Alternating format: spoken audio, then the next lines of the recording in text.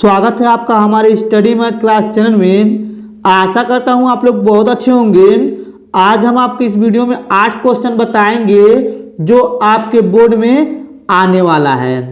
अगर आप लोग शुरू से लेकर लास्ट तक पूरा वीडियो देख लेंगे तो आप लोग ये 8 प्रश्न हल करना सीख जाएंगे। तो चलिए अब हम पहला नंबर बताते हैं। अब देखिए पहला नंबर प्रश्न यहाँ पे लिखा हुआ है, संख्या 156 का अभाज्य गुणनखंड होगा। ठीक है, यानी कि इस प्रश्न का हमें बताना है कि इसका अभाज्य गुणनखंड क्या होगा। ठीक है, तो देखिए पहले क्या करेंगे, सिंपल तरीके से यहाँ पे लिखेंगे हल। ठीक, हल लिखने के बाद देखिए यहाँ पे जो दिया हुआ है 156, इसको यहाँ पे गुणनखंड कर लेंगे। ठीक है, आप लोग ध्यान से देखिएगा। तो क्या करेंगे, इस प्रकार से गुणनखंड यहाँ पे बनाएंगे और 156 जो दिया गया है यहाँ पे लिख लेंगे। ठीक, अब देखिए आपको गुणनखंड आना चाहिए। देखिए इसका क्या करेंगे, सिंपल तरीके से गुणनखंड करेंगे। अगर हम 2 से काटेंगे तो 2 7 14, 1 जाएगा 2 8 16, फिर देखिए ये 2 से कटेगा, फिर 2 से काटेंगे तो हो जाएगा 2 3 6, 1 जाएगा 2 9 18।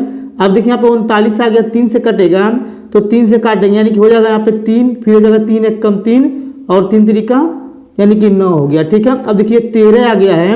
अब ये 13 से सिंपल तरीके से कट जाएगा। ठीक है, अब देखिए इसको क्या करेंगे, जो यहाँ पे गुणनखंड करके काटे हैं इसको यहाँ पे लिखेंगे। तो लिखेंगे यहाँ पे सिंपल तरीके से 2 गुणे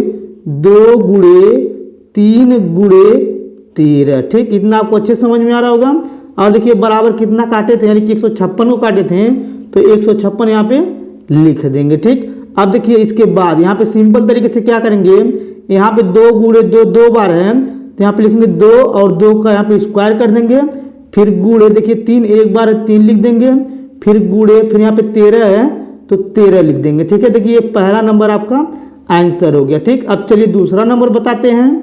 अब देखिए दूसरा नंबर प्रश्न यहाँ पे लिखा हुआ है, यदि सेक थीटा बराबर 2 तो थीटा का मान होगा। ठीक है, इसमें थीटा का मान बताना है। देखिए यहाँ पे क्या करेंगे, सिंपल तरीके से पहले लिखेंगे हल। ठीक, यानी कि जो दिया है पहले इसको उतार लेंगे। देखिए यहाँ पे लिखा हुआ है सेक थीटा बराबर 2। ठीक, अब देखिए इसके बाद फिर यहाँ पे क्या करेंगे, सेक उतार लेंगे यानी कि सेक थीटा यहाँ पे उतारेंगे, फिर बराबर, और देखिए यहाँ पे लिखेंगे सिंपल तरीके से सेक। ठीक है, लिखेंगे 60 यानी कि सेक 60 लिखेंगे क्योंकि सेक 60 का मान होता है यानी कि 2। तो देखिए यहाँ पे सेक से सेक कट गया और थीटा बराबर आ जाएगा सिंपल तरीके से 60। ठीक, देखिए यहाँ पे ये दूसरा नंबर भी आंसर हो गया। अब चलिए तीसरा नंबर बताते हैं।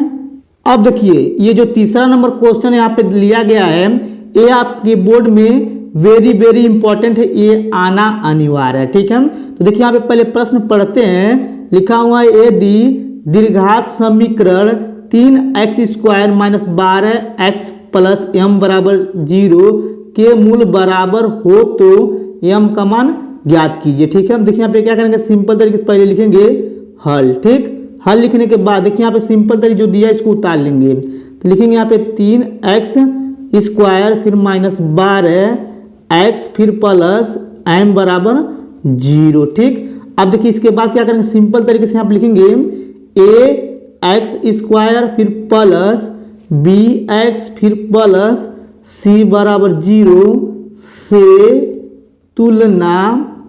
ठीक, तुलना करने पर। ठीक है, आपको भी इतना लिखना पड़ेगा। अब देखिए यहाँ पे ax² है, यहाँ पे भी x² और यहाँ पे भी x² और इसके आगे दिया a और यहाँ पे दिया है 3 तो लिखेंगे a बराबर 3।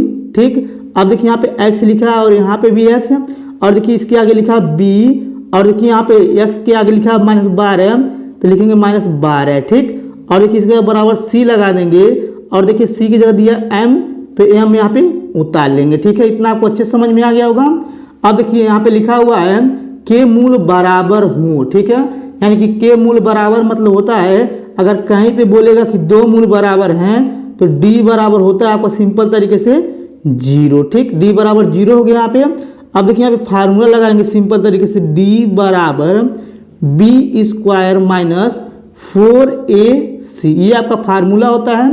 अब देखिए d बराबर 0 दिया तो 0 लिख देंगे, फिर बराबर लगा देंगे यहाँ पे, और देखिए इसके बाद b की जगह दिया है यहाँ पे -12 लिखेंगे -12 देखिए स्क्वायर है यानी कि इसके ऊपर स्क्वायर, तो स्क्वायर लिख देंगे, फिर -4a, एक जगह क्या दिया 3 दिया, 3 लिखेंगे, फिर गुणे सी की जगह दिया m, तो m लिख लेंगे। ठीक है, फिर देखिए यहाँ पे लिखेंगे 0 बराबर, और देखिए 12 कवर करेंगे तो 144 आ जाएगा, फिर यहाँ पे -3 चौका 12 हो जाएगा, और देखिए यहाँ पे m है तो m भी लिख लेंगे। ठीक है, अब देखिए क्या करेंगे, सिंपल तरीके से जो यहाँ पे दिया है -12 हम इसको पक्षांतर कर देंगे, तो यहाँ पे हो जाएगा प्लस में 12m बराबर 144। ठीक, अब देखिए यहाँ पे जो 144 दिया है, क्या करेंगे 12 से इसमें भाग कर देंगे, लिखेंगे यहाँ पे m बराबर 144 और बटे में हो जाएगा सिंपल तरीके से 12। ठीक, अब देखिए इसके बाद यहाँ पे 12 लिखने के बाद क्या करेंगे, बटे में जो 12 है इससे इसमें भाग कर देंगे 144 में, तो m बराबर हो जाएगा सिंपल तरीके से 12। ठीक, देखिए आपका यही आपका आंसर हो गया, यानी कि ये तीसरा नंबर क्वेश्चन हो गया। ठीक, अब चलिए चौथा नंबर बताते हैं। अब देखिए चौथा नंबर प्रश्न यहाँ पे लिखा हुआ है 1 से 10 तक की धनात्मक सम संख्याओं का समांतर माध्य होगा। ठीक है, यानी कि 1 से लेके 10 तक की सभी धनात्मक सम संख्याओं का समांतर माध्य पूछ रहा है, तो सिंपल तरीके से पहले लिखेंगे यहाँ पे हल। ठीक, हल लिखने के बाद यहाँ पे लिखेंगे सिंपल तरीके से सम संख्या। ठीक है, यानी कि सम संख्या जो लिखना है आपको, यानी कि सिंपल तरीके से यहाँ पे बोला है धनात्मक। ठीक, देखिए 1 से बोला है 10 तक, तो क्या करेंगे, एक तो सम संख्या नहीं है तो 2 होता है, 2 लिख देंगे, फिर 4 होता है, फिर 6 होता है, फिर 8 होता है, और देखिए 10 तक बोला है तो 10 भी ले लेंगे। ठीक है, अब देखिए इसके बाद सिंपल तरीके से देखेंगे कितना संख्या है, तो लिखेंगे संख्या।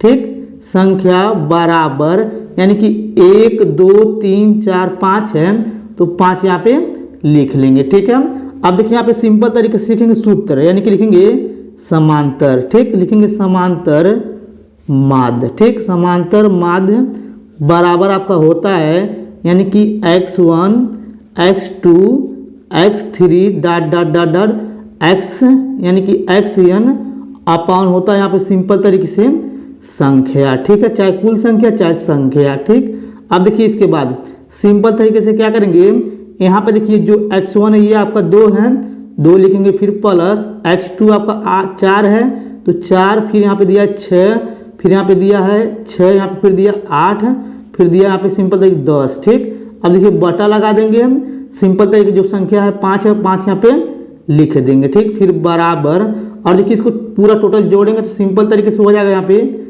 30 और बटे में हो जाएगा 5। ठीक, अब देखिए 5 से 30 को भाग कर देंगे तो 5 6 का हो जाएगा 30। ठीक, देखिए आपका यही आंसर हो गया। ठीक, ये आपका चौथा नंबर हो गया। चलिए आपका पांचवा नंबर बताते हैं। अब देखिए पांचवा नंबर प्रश्न यहाँ पे लिखा हुआ है बिंदु P कोष्टक में 2 - 3 और यहाँ पे लिखा Q कोष्टक में 10 y के बीच की दूरी 10 मात्रक है, y का मान होगा। ठीक है, इसमें y का मान ज्ञात करना। ठीक, अब देखिए यहाँ पे सिंपल तरीके से लिखेंगे पहले हल। ठीक, हल लिखने के बाद देखिए यहाँ पे बोला गया है P और Q के बीच की दूरी ये दिया है, तो सिंपल तरीके देखिए इस प्रकार से एक रेखा खींचेंगे और देखिए यहाँ पे मानेंगे सिंपल तरीके से P और इसको मानेंगे Q। ठीक, अब देखिए P जो दिया पहला बिंदु यानी इसको लिखेंगे 2 - 3 और देखिए यहाँ पे Q जो है दूसरा बिंदु है तो यहाँ पे लिखेंगे 10 y लिख देंगे। ठीक, इतना आपको अच्छे समझ में आ रहा होगा। अब देखिए इसके बाद क्या करेंगे, हम सिंपल तरीके से लिखेंगे, यहाँ पे हल लिख दिए हैं। अब देखिए जो यहाँ पे आगे 2 दिया ये आपका x1 है तो लिखेंगे x1 बराबर 2, इसके पीछे वाला जो दिया आपका y1 बराबर हो जाएगा -3। अब देखिए यहाँ पे जो दिया हुआ है ये आपका दिया हुआ है x2 बराबर यानी कि 10। अब इसके बाद देखिए लास्ट में जो दिया है y2 बराबर यानी कि y दिया। ठीक, इतना आपको अच्छे समझ में आ गया होगा। अब देखिए इसके बाद क्या करेंगे, यहाँ पे लिखा हुआ है बीच की दूरी, लिखेंगे यहाँ पे सिंपल तरीके से बीच की दूरी। ठीक है, यानी कि बीच की दूरी कितना दिया है, यानी कि 10 दिया है तो 10 यहाँ पे लिख लेंगे। ठीक, अब देखिए यहाँ पे सिंपल तरीके से लिखेंगे चूंकि, यानी कि चूंकि सूत्र लिखेंगे बीच। ठीक, बीच की दूरी के सूत्र से। ठीक, अब देखिए यहाँ पे बीच की दूरी का सूत्र लगा रहे हैं तो P और Q के बीच की दूरी ज्ञात करना है तो यहाँ पे लिखेंगे P और Q। ठीक, बराबर। ठीक, यहाँ पे देखिए कर्णिम होता है यानी कि x2 माइनस x1 का होल स्क्वायर फिर प्लस और यहाँ पे होता है y2 माइनस y1 का होल स्क्वायर। ठीक, इतना आपको अच्छे समझ में आ गया होगा। अब देखिए यहाँ पे इसके बीच की जो दूरी दिया था मात्रक, यहाँ पे सिंपल तरीके से दिया था 10। देखिए यहाँ पे 10 दिया हुआ है, हम लिखेंगे यहाँ पे 10 बराबर। ठीक, अब देखिए यहाँ पे करनी में लिखेंगे x2 जगह दिया 10 तो लिखेंगे यहाँ पे 10। ठीक, फिर माइनस x1 की जगह दिया है 2 तो 2 इसका होल स्क्वायर फिर प्लस और देखिए यहाँ पे y2 जगह दिया सिंपल तरीके से y तो y लिखेंगे, फिर यहाँ पे देखिए माइनस और देखिए यहाँ पे माइनस y1 दिया है तो y1 3 दिया है तो माइनस माइनस प्लस हो जाएगा इसका होल स्क्वायर। ठीक है, अब देखिए इसके बाद क्या करेंगे 10 यहाँ पे उतार लेंगे फिर बराबर और देखिए यहाँ पे सिंपल तरीके से क्या करेंगे इसको घटा देंगे तो 8 बचेगा और इसका स्क्वायर फिर प्लस और देखिए यहाँ पे इसको लिखेंगे y प्लस 3 इसको भी उतार लेंगे। ठीक है, अब देखिए इसके बाद क्या करेंगे सिंपल तरीके से लिखेंगे यहाँ पे दोनों। ठीक, लिखेंगे दोनों पक्षों। ठीक, दोनों पक्षों का वर्ग करने पर। ठीक, दोनों पक्षों को देखिए वर्ग करने जा रहे हैं। देखिए यहाँ पे सिंपल तरीके से क्या करेंगे थोड़ा सा ऊपर करके, अब देखिए ऊपर करने के बाद सिंपल तरीके से यहाँ पे 100 को उतार देंगे फिर बराबर 8 का वर्ग होता है 64 तो यहाँ पे 64 लिख देंगे फिर प्लस। देखिए यहाँ पे a प्लस बी का होल स्क्वायर का सूत्र लगेगा तो लिखेंगे a स्क्वायर फिर प्लस b की जगह दिया 3 का स्क्वायर 9 हो गया फिर प्लस यहाँ पे सूत्र होता है 2ab तो देखिए यहाँ पे 2 ऑलरेडी सूत्र में होता है, यहाँ पे 3 दिया है तो 3 दूनी 6 और यहाँ पे y है तो y लिख देंगे। ठीक, अब देखिए यहाँ पे क्या करेंगे फिर 100 उतारेंगे फिर बराबर देखिए यहाँ पे y स्क्वायर को आगे लिख देंगे फिर यहाँ पे लिखेंगे प्लस यहाँ पे हो जाएगा सिंपल तरीके 6y फिर 9 और 63 को जोड़ेंगे तो सिंपल तरीके से हो जाएगा यहाँ पे 73। ठीक, अब देखिए इसके बाद क्या करेंगे 100 को पक्षांतर कर देंगे तो यहाँ पे लिखेंगे y स्क्वायर प्लस 6y फिर यहाँ पे हो जाएगा प्लस 73। 100 को पक्षांतर करेंगे तो माइनस में आ गया फिर यहाँ पे बराबर 0 लिख देंगे। ठीक, अब देखिए फिर यहाँ पे लिखेंगे y स्क्वायर फिर प्लस 6y इसको घटा देंगे तो बचेगा माइनस 27 बचेगा। ठीक, फिर बराबर 0 हो जाएगा। ठीक है, इतना आपको अच्छे से समझ में आया होगा।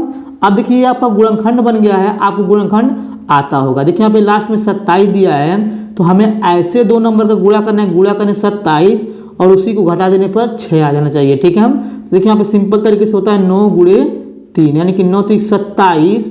अगर 9 में से हम 3 घटा देंगे तो बचेगा 6। ठीक, तो हमें इससे मतलब है। देखिए यहाँ पे y स्क्वायर उतारेंगे फिर प्लस और देखिए 6 के जगह लिखेंगे यहाँ पे 9 माइनस 3 फिर कोष्टक बंद y है y यहाँ पे लिखेंगे फिर माइनस 27 फिर बराबर 0 हो जाएगा। ठीक है, अब देखिए फिर यहाँ पे y स्क्वायर लिखेंगे फिर प्लस और देखिए y से दोनों में गुणा करेंगे यहाँ पे हो जाएगा 9y और यहाँ पे हो जाएगा 3y फिर माइनस 27 फिर बराबर 0। ठीक, अब देखिए ये आपका पहला खंड है और ये आपका दूसरा खंड है। देखिए पहले खंड में y कॉमन आ रहा है तो y कॉमन ले लेंगे, यहाँ बचेगा y प्लस 9 फिर कोष्टक बंद हो जाएगा।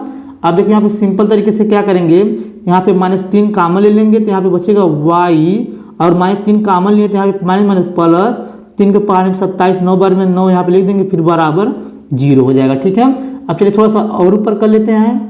अब देखिए ऊपर करने के बाद सिंपल तरीके से इसको और इसको एक कोष्टक में लिखेंगे y माइनस 3 एक कोष्टक में और ये 2 ठी है तो 1 ठी लिखेंगे यहाँ पे y प्लस 9 एक कोष्टक में फिर बराबर 0। ठीक, अब देखिए इसके बाद क्या करेंगे यहाँ पे लिखेंगे y माइनस 3 इसके साथ एक बार 0 लिखेंगे और देखिए एक बार इसके साथ लिखेंगे यहाँ पे y प्लस 9 बराबर 0। ठीक, अब देखिए यहाँ पे 3 को पक्षांतर कर देंगे तो y बराबर आ जाएगा 3। ठीक, और देखिए क्या करेंगे 9 को पक्षांतर करेंगे तो y बराबर हो जाएगा माइनस 9। ठीक, इतना आपको अच्छे समझ में आया होगा। अब देखिए जो ये माइनस में दिया ये इसका आंसर नहीं माना जाएगा और जो प्लस में दिया यही इसका आंसर हो गया। ठीक है, आपको ये समझ में आ गया होगा। अब चलिए इसका अगला वाला बताते हैं। अब देखिए 6वां नंबर यहाँ पे लिखा हुआ है एक त्रिभुज के आधार की लंबाई 14 सेमी एवं ऊंचाई 7 सेमी है, त्रिभुज का क्षेत्रफल ज्ञात कीजिए। ठीक है, देखिए यहाँ पे सिंपल तरीके से क्या करेंगे यहाँ पे पहले लिखेंगे हल। ठीक, हल लिखने के बाद आप लोग ध्यान से देखिएगा।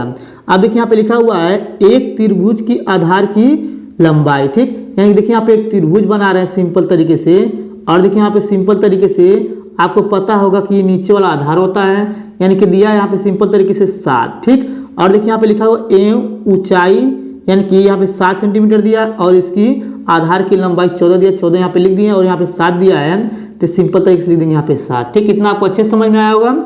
अब देखिए यहाँ पे क्या करेंगे, सिंपल तरीके से हल लिखने के बाद यहाँ पे लिखेंगे त्रिभुज। ठीक, लिखेंगे यहाँ पे त्रिभुज। ठीक, त्रिभुज की आधार। ठीक, आधार लिखेंगे, आधार देखिए जितना दिया उसको उतना लिख लेंगे। देखिए यहाँ पे 14 दिया है तो 14 यहाँ पे लिख लेंगे और सेमी भी लिख लेंगे। ठीक, इतना आपको अच्छे समझ में आया होगा।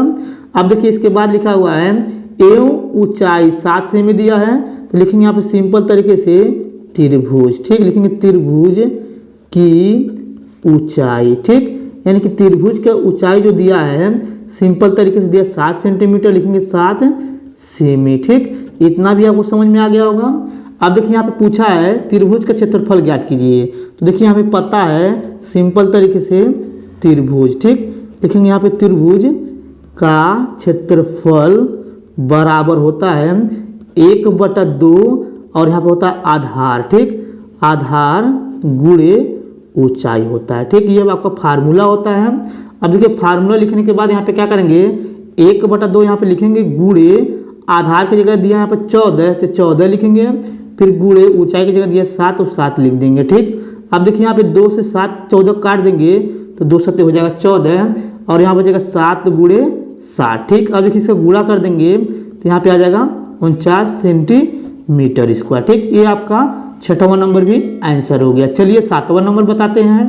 अब देखिए 7वां नंबर यहाँ पे लिखा हुआ है एक घन का आयतन 1331 सेंटीमीटर क्यूब है, इसका संपूर्ण पृष्ठ का क्षेत्रफल ज्ञात कीजिए। ठीक है, देखिए यहाँ पे सिंपल तरीके से पहले क्या करेंगे, लिखेंगे हल। ठीक, हल लिखने के बाद देखिए यहाँ पे लिखा हुआ एक घन का आयतन जो दिया है 1331 दिया है, तो लिखेंगे सिंपल तरीके से घन। ठीक है, लिखेंगे घन का आयतन। ठीक, इतना आपको अच्छे से समझ में आया होगा। देखिए घन का आयतन का जो फार्मूला होता है सिंपल तरीके से होता है ए पर क्यू और बराबर कितना दिया है 1331 दिया। ठीक, इतना आपको अच्छे से समझ में आया होगा। अब देखिए इसके बाद क्या करेंगे, यहाँ पे लिखेंगे ए पर क्यू फिर बराबर और देखिए आपका 11 का घन है तो लिखेंगे यहाँ पे 11 और इस पे घन लिख देंगे, 3 से 3 कट सकता है, ए बराबर आ जाएगा 11। ठीक, ये आपको इतना अच्छे समझ में आया होगा, यानी कि घन का ये एक भुजा निकल चुका है। ठीक है, अब देखिए इसके आगे बोला था इसका संपूर्ण पृष्ठ का क्षेत्रफल ज्ञात कीजिए, तो सिंपल तरीके से देखिए यहाँ पे लिखेंगे यानी कि घन। ठीक, लिखेंगे घन का संपूर्ण। ठीक, लिखेंगे घन का संपूर्ण पृष्ठ का क्षेत्रफल। ठीक है, यानी कि घन का संपूर्ण पृष्ठ का क्षेत्रफल बराबर जो होता है आपका सिंपल तरीके से यही हमें ज्ञात करना। पहले इसको लिख देंगे क्वेश्चन मार्क। अब देखिए यहाँ पे क्या करेंगे, सिंपल तरीके से घन का संपूर्ण पृष्ठ का सूत्र लिख देंगे, तो देखिए यहाँ पे सिंपल तरीके से होता है यानी कि यहाँ पे होता है, लिख देते हैं फिर से एक बार और, घन का संपूर्ण। ठीक, लिखेंगे घन का संपूर्ण पृष्ठ क्षेत्रफल। ठीक है, बराबर आपका होता है यानी कि यहाँ पे लिखेंगे 6। ठीक, 6a स्क्वायर होता है। ठीक, देखिए यहाँ पे क्या करेंगे सिंपल तरीके से लिखेंगे यहाँ पे 6 गुणे, देखिए यहाँ पे एक जगह दिया है 11, लिखेंगे 11 गुणे 11 क्योंकि a का स्क्वायर 2 बार लिख देंगे। अब देखिए इसका गुणा कर देंगे तो हम लोग का सिंपल तरीके से आ जाएगा 726 सेंटीमीटर क्यूब आ जाएगा। ठीक है, देखिए आपका ये भी आंसर हो गया। अब चलिए हम 8वां नंबर बता देते हैं। अब देखिए 8वां नंबर यहाँ पे लिखा हुआ है P के मानों के लिए समीकरण की जोड़ी यानी कि 4x प्लस py प्लस 8 बराबर 0 फिर dot 2x plus 2y plus 2 बराबर 0 का एक अद्वितीय हल है। ये पूछ रहा है यानी कि जो समीकरण ये दिया गया है क्या इसका जोड़ी जो है अद्वितीय हल है। देखिए यहाँ पे सिंपल तरीके से पहले क्या करें, लिखेंगे हल। ठीक, हल लिखने के बाद ये इसको उतार लेंगे, लिखेंगे यहाँ पे 4x प्लस py फिर प्लस 8 बराबर 0, ये आपका हो गया समीकरण नंबर 1। अब देखिए इसको उतारेंगे, लिखेंगे यहाँ पे सिंपल तरीके से 2x प्लस 2y प्लस 2 बराबर 0, ये आपका हो गया समीकरण नंबर 2। ठीक, यानी कि इसको समीकरण नंबर 1 इसको समीकरण नंबर 2 मान लिया गया है। ठीक है, अब देखिए इसके बाद क्या करेंगे, लिखेंगे यहाँ पे सिंपल तरीके से यानी कि a1x plus b1y plus c1 बराबर 0, ये इसके लिए है। अभी देखिए इसको लिए लिख रहेंगे a2x plus b2y plus c2 बराबर 0 से तुलना करने पर, ठीक है, आप लोग इसको लिख लीजिएगा। अब देखिए इसके बाद क्या करेंगे, इसको इसके साथ तुलना करेंगे तो x है a1 है, a1 की जगह आ जाएगा सिंपल तरीके से 4, b1 की जगह आ जाएगा यहाँ पे p, और देखिए c1 की जगह आ जाएगा सिंपल तरीके से 8, ठीक। अब देखिए इसको तुलना करेंगे तो a2 बराबर आ जाएगा 2, b2 बराबर भी आ जाएगा 2 और c2 बराबर भी आ जाएगा 2, ठीक। इतना आपको अच्छे से क्लियर हो रहा होगा। और देखिए यहाँ पे लिखा हुआ है अद्वितीय हल है। देखिए अद्वितीय हल कब होता है, तो सिंपल तरीके से लिखेंगे यहाँ पे अद्वितीय, ठीक है, लिखेंगे अद्वितीय हल, ठीक। देखिए यहाँ पे सिंपल तरीके से अद्वितीय का हल का फार्मूला होता है a1 बटा a2 फिर बराबर b1 बटा b2, ठीक है, यहाँ पे हो जाएगा नॉट इक्वल टू, ठीक है। अब देखिए इसके बाद क्या करेंगे, सिंपल तरीके से यहाँ पे लिखेंगे a1 की जगह दिया 4 लिखेंगे, a2 जगह दिया 2 तो बट्टे में 2 लिखेंगे, फिर यहाँ पे नॉट इक्वल टू हो जाएगा b1 की जगह दिया सिंपल तरीके से p लिखेंगे, और देखिए यहाँ पे b2 जगह दिया 2 तो 2 लिख देंगे, ठीक है। अब देखिए इसके बाद क्या करेंगे, सिंपल तरीके से यहाँ पे देखिए यहाँ पे क्या करेंगे, 2 से काटेंगे 2 दूनी 4 हो जाएगा और 2 से गुणा कर देंगे, यानी कि p बराबर 4 नॉट इक्वल टू, ठीक है। देखिए यहाँ पे ये क्या है, इसका जोड़ी ये संतुष्ट करता है, ये आपका 8वां नंबर भी हो गया, ठीक। अगर आपको ये मेरा पूरा 8 क्वेश्चन अच्छे तरीके से समझ में आ गया होगा तो हमारे वीडियो को लाइक और कमेंट जरूर कर दीजिएगा। अगर आप लोग मेरे चैनल पर नहीं होंगे तो चैनल को सब्सक्राइब जरूर कर दीजिएगा। धन्यवाद।